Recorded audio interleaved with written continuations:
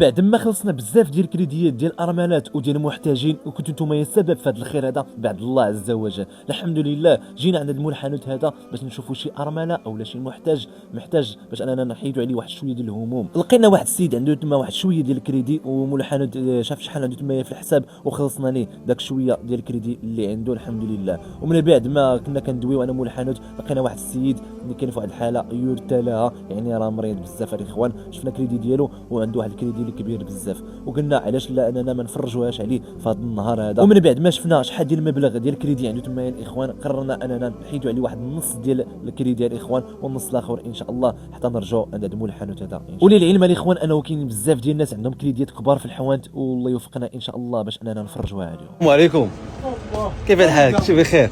الريح الدهيا الله يعطيك الخير. الحمد لله بارك الله فيك الله يعطيك الخير. داك السيد اللي خلصنا ليه داك الكريدي عطيتك النص. ايوا نسيتي تغمق يسار. اعطيني الكناش الاخر، اعطيني الكناش الاخر نكملوا ليه داك الاخير الله يرحمك الوالدين.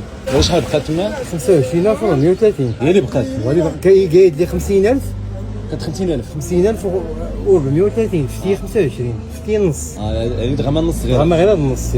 واش خدام ما خدام؟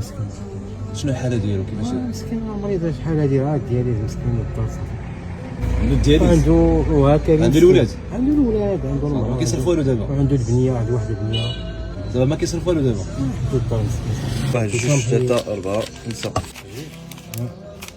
5 عرفتي قال 600 يفيد 600. الاخوان بحال هاد الناس هادو ديال الدياليز وعندهم الولاد داكشي حاولوا انكم ما امكن الاخوان يعني تشوفوا في وجههم الاخوان لانه راه صعيب انه يخدم صعيب بزاف صعيب انه يصوم الى غير ذلك. شوف هذه غادي دير فيها بعض المواد الغذائيه ياك هي واخا السكر حتى شي حاجه بحال هكذا حتى داك السيد اللي مريض بالدياليز ياك 200 درهم هذا كلشي كيسقع كيميك كذاك ماشي غادي يستعمل عندك الله يرحم لك الوالدين.